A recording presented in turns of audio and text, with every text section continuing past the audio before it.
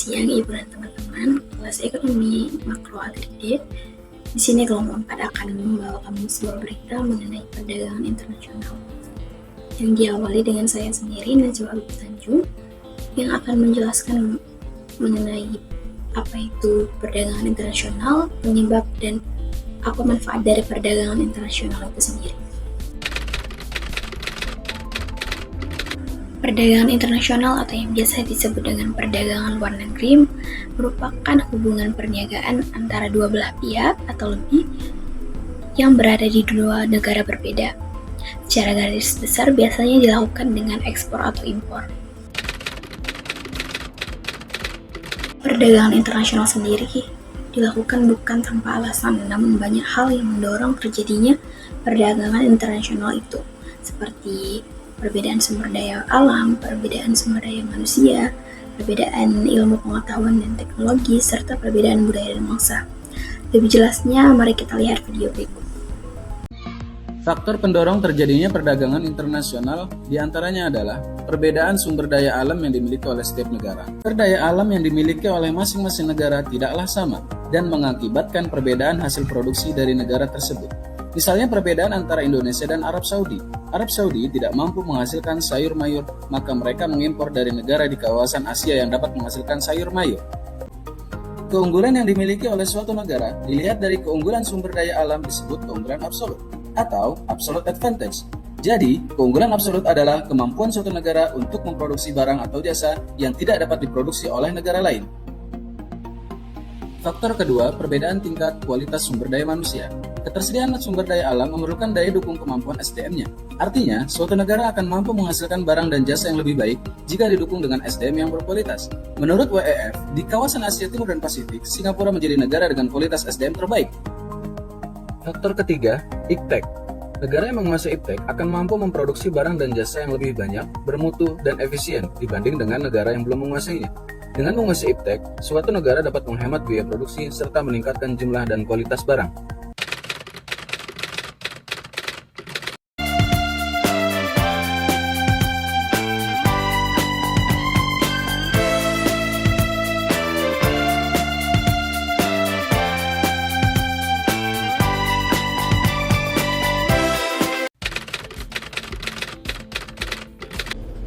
Baiklah, di sini saya akan menjelaskan apa itu kurs.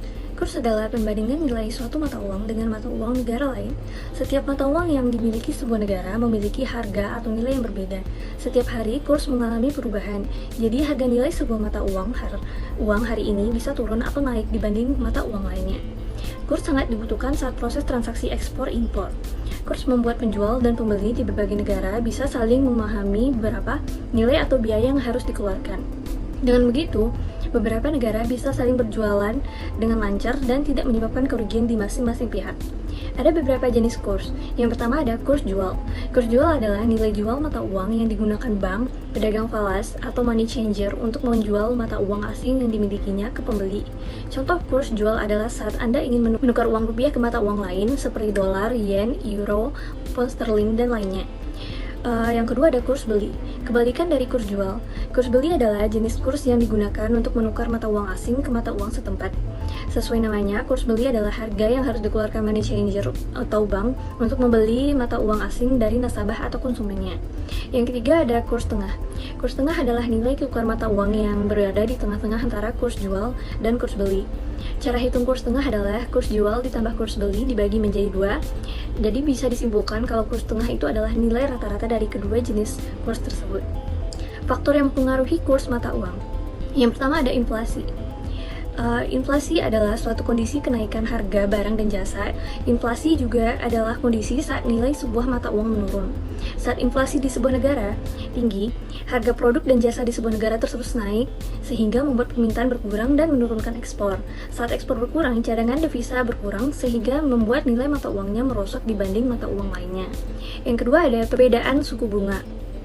Saat terjadi perubahan suku bunga di sebuah negara akan mempengaruhi kurs mata uangnya. Suku bunga negara dapat mendorong masuknya modal asing. Semakin banyak modal asing masuk dapat menguatkan nilai tukar kurs mata uang negara tersebut. Yang ketiga ada kebijakan pemerintah. Kebijakan pemerintah bisa mempengaruhi perubahan kurs mata uang. Saat pemerintah memutuskan pembatasan barang impor ini membuat permintaan valuta asing menurun. Saat terjadi kebijakan pemerintah tersebut, nilai tukar mata uang akan menguat. Oleh karena itu, pengendalian impor dan ekspor perlu diambil secara bijaksana supaya kurs mata uang tetap stabil. Yang keempat, ada kondisi sebuah negara di masa depan. Perkiraan kurs mata uang juga dapat dipengaruhi oleh kondisi sebuah negara di masa depan. Contoh misalnya ada sebuah negara yang sedang mengalami inflasi, maka bisa diprediksi nilai tukar mata uang akan menurun. Saat inflasi, banyak yang akan menjual valuta negara tersebut sehingga menyebabkan penurunan nilai kurs mata uang di masa depan. Itu adalah kemampuan suatu komoditi untuk masuk ke dalam pasar luar negeri dan kemampuannya untuk bertahan di dalam pasar tersebut. Pada tahun 1966, World Economic Forum menyebutkan bahwa daya saing itu adalah kemampuan suatu negara untuk mencapai pertumbuhan PDB per kapita yang tinggi terus-menerus. Dalam konsep tradisionalnya, daya saing itu tergantung kepada pasokan tenaga kerja, modal, dan sumber daya alam yang banyak dengan harga yang murah.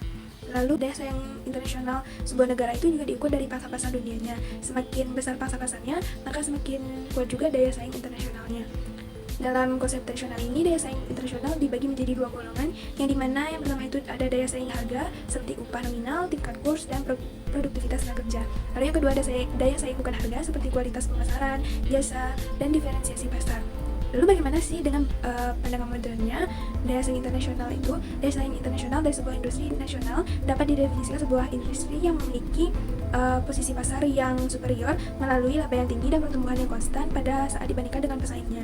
Daya saing suatu negara dalam perdagangan internasional ini ditentukan oleh dua faktor, yaitu dimana yang pertama itu ada keunggulan komparatif atau keunggulan yang bersifat alamiah, dan yang kedua ada keunggulan kompetitif yang keunggulannya itu yang diciptakan. Menurut Porter menjelaskan pentingnya daya saing itu karena ada tiga hal. Yang pertama karena mendorong produktivitas dan meningkatkan kemampuan mandiri. Yang kedua ada meningkatkan kapasitas ekonomi baik dalam konteks regional ekonomi maupun kuantitas pelaku ekonomi sehingga pertumbuhan ekonomi itu meningkat. Yang ketiga ada kepercayaan bahwa mekanisme pasar lebih meningkat secara efisiensi. Daya saing itu ditentukan oleh keunggulan bersaing suatu perusahaan dan sangat bergantung kepada tingkat sumber daya relatif yang dimilikinya. Itu biasa disebut dengan keunggulan kompetitif. Ada tiga faktor utama yang mempengaruhi keunggulan kompetitif ini, yang dimana pertama ada tersedianya sarana produksi atau faktor produksi dalam macam atau jumlah yang berbeda antara negara satu dengan negara yang lain, yang dimana itu sering disebut sebagai perbedaan dalam faktor endowment. Lalu yang kedua ada faktor adanya kenyataan bahwa dalam jangka produksi tertentu orang bisa memproduksi secara lebih efisien atau lebih murah apabila skala produksinya itu semakin besar, yaitu adanya economies of scale. Yang ketiga ada adanya perbedaan dalam corak dan laju kemajuan teknologi atau technological progress. Baik, untuk materi selanjutnya itu ada modal-modal planning pada perdagangan internasional. Sebelumnya kita harus tahu dulu apa itu perekonomian terbuka untuk memahami konsep dari modal planning ini ya. Yang pertama ada perekonomian terbuka, ya merupakan sebuah negara yang melakukan kegiatan perdagangan atau ekspor dan impor barang dan jasa ke luar negeri serta melakukan kegiatan transfer dana atau modal dengan negara lain gitu. Dengan perekonomian terbuka itu ada hubungan yang disebut net capital outflow sama dengan net balance. Net capital outflow-nya itu sama dengan saving kurang investasi, sedangkan net balance itu net export. Net export itu X kurang M. Selanjutnya ada konsep modal framing yang diasumsikan di saat dua keadaan berikut. Yang pertama ada small open economy, yang kedua ada perfect capital mobility. Yang pertama small open economy itu merupakan kegiatan perdagangan yang dilakukan oleh dua pihak. Tapi dua pihaknya ini, satunya itu pihak mitra yang besar yang sudah ternama, satunya lagi itu pihak yang kecil atau masih belum terlalu terkenal, sehingga kegiatan perdagangan mereka itu tidak mempengaruhi suku bunga dunia, tidak mempengaruhi harga dunia juga tidak terlalu dipengaruhi gitu, tidak memberikan efek lah ke pasar global. Selanjutnya ada perfect capital mobility, itu merupakan sebuah negara bisa melakukan pinjaman modal dalam pasar keuangan. Nah, konsekuensi dari kedua keadaan ini yaitu tingkat bunga dalam negerinya bakal sama dengan tingkat bunga internasional, karena mereka itu kan harus mengikuti syarat dari luar negeri, perdagangan luar negerinya, karena merupakan pedagang kecil gitu. Jadi bisa disimpulkan R sama dengan R bintang, atau tingkat bunga dalam negeri sama dengan tingkat bunga internasional. Ada nilai tukar real. Net export merupakan fungsi dari nilai tukar real dengan notasinya net export epsilon. Nah, jika semakin rendah nilai tukarnya, maka harga barang domestiknya itu juga akan semakin murah, lebih murah dari harga barang-barang luar negeri, sehingga juga akan meningkatkan net ekspornya itu semakin tinggi. Jadi kurva IS itu terbentuk dari dua jenis kurva, yaitu neraca perdagangan sama Keynesian cross. Nah, kita tinjau dulu di neraca perdagangan itu ada kurva nilai tukar atau E terhadap net ekspor atau NX gitu. Nah, ketika nilai tukarnya itu besar, maka net ekspornya itu akan kecil gitu. Kemudian ketika nilai tukarnya itu kecil, net ekspornya akan besar. Nah, ini kan berbanding terbalik nih, sesuai dengan pernyataan yang di slide sebelumnya. Sehingga nanti ketika ditarik garis dari dua titik tersebut akan menghasilkan kurva IS. Kemudian ada kurva Keynesian cross. Kurva di sini tuh kurva planned expenditure terhadap real expenditure gitu, actual expenditure. Jadi pengeluaran yang direncanakan sama dengan pengeluaran yang benar-benar terjadi. Nah, konsep awalnya itu E sama dengan Y. Kemudian ditarik garis hitam pertama, Y tadi itu kan rumusnya C tambah I tambah G tambah NX yang di sebelumnya kita masukkan di kurva yang hitam pertama ini. E sama dengan C tambah I tambah R tambah G tambah NX terus tambah NX1. Nah, kemudian kita taruh lagi garis merah ini, E sama dengan C tambah I tambah R bintang, R dari perdagangan internasional, tambah Y tambah NX2. Nah, keduanya ini kan bersinggungan tuh dengan garis E sama dengan Y. Kita tarik garis yang berpotongan tadi, didapatlah yang NX1 itu Y1, yang NX2 itu Y2. Nah, ini kan terjadi perubahan nih, net ekspornya atau NX-nya nih meningkat gitu. Nah, sesuai hukum tadi juga, ketika nilai tukarnya menurun, maka net ekspornya akan meningkat, yang juga akan meningkatkan pendapatan. Sama dengan di sini nih, NX-nya meningkat kan dari NX1 ke NX2, dan pendapatannya juga meningkat dari Y1 ke Y2 gitu. Untuk kurva IS itu sebenarnya sama persis dengan yang cara membentuk kurva IS tadi, itu cuma bedanya ditaruh di posisi atas bawah aja biar lebih nampak dan lebih jelas lah itu asal usulnya. Kita bisa lanjut ke pembentukan kurva LM. Nah, untuk pembentukan kurva LM ini bisa kita lihat dari kurva LM yang dulu atau yang masih dalam perekonomian tertutup, bentuknya yang di sebelah kiri ada kurva LM, ada R terhadap Y atau suku bunga terhadap pendapatan, baru ada R bintang, itu R ketika perdagangan internasional dengan bentuk kurva LM-nya seperti yang ada di gambar. Nah, untuk kurva LM itu ketika kita masukkan menurut modal Fleming, dia tidak memakai R terhadap Y lagi, tapi nilai tukar terhadap Y, E terhadap Y gitu, sama yang kayak sebelumnya IS.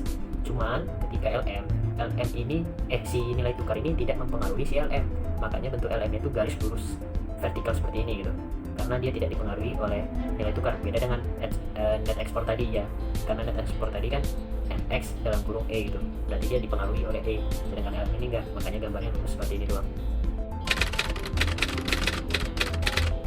Nah, yang terakhir ada bentuk dari model Fleming model. Bentuknya itu seperti ini, ada garis vertikalnya itu nilai tukar atau si E, ada garis horizontalnya itu pendapatan atau Y, dan yang mempengaruhi IS itu ada rumusnya nih, yang rumusnya tadi yang mempengaruhinya itu kan Y terhadap nilai tukar, makanya IS-nya bentuknya tidak lurus. Sedangkan LM, kalau di sini dilihat LM itu M per P sama dengan L dalam kurung fungsinya itu R bintang, Y, yang mempengaruhinya itu R dan Y, bukan nilai tukar, makanya bentuknya itu lurus. Sekian tentang model Fleming model. Nah, sekarang kita bakal membahas tentang kasus perdagangan internasional yang pernah terjadi di Indonesia. Salah satunya yaitu kasus impor daging Brazil ke Indonesia. Yang mana kasus ini bermula ketika Indonesia sempat kalah pada gugatan Brazil yang didaftarkan ke WTO pada tahun 2014. Yang mana dalam gugatan ini, Brazil mengeluhkan penerapan aturan tak tertulis oleh Indonesia yang dianggap menghambat ekspor ayam Brazil ke Indonesia sejak 2009 silam. Yang mana 3 tahun berikutnya, Indonesia diputuskan bersalah karena tidak mematuhi 4 aturan dari WTO. Yang pertama yaitu daftar impor Indonesia yang disebut tidak sesuai dengan artikel 11 dan artikel 20 di ATT 1994. Yang kedua yaitu persyaratan penggunaan produk impor yang tidak konsisten dengan artikel 11 dan artikel 20.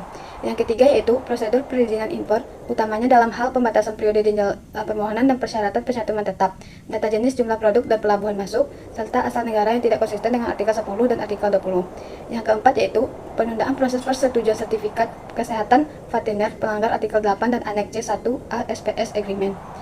Di sini, Indonesia harus mengubah ketentuan impornya. Pemerintah pun mengakomodasi dengan mengubah 2 aturan, yakni Peraturan Menteri Perdagangan Nomor 65 Tahun 2018 tentang ketentuan ekspor dan impor hewan dan produk hewan, serta Peraturan Menteri Pertanian Nomor 23 Tahun 2018 tentang pemasukan karkas, daging, jeroan, dan olahannya ke dalam wilayah Negara Kesatuan Republik Indonesia. Kementerian Perdagangan melakukan banding di WTO terhadap kekalahan Indonesia dalam gugatan Brazil soal kebijakan importasi daging ayam ke dalam negeri.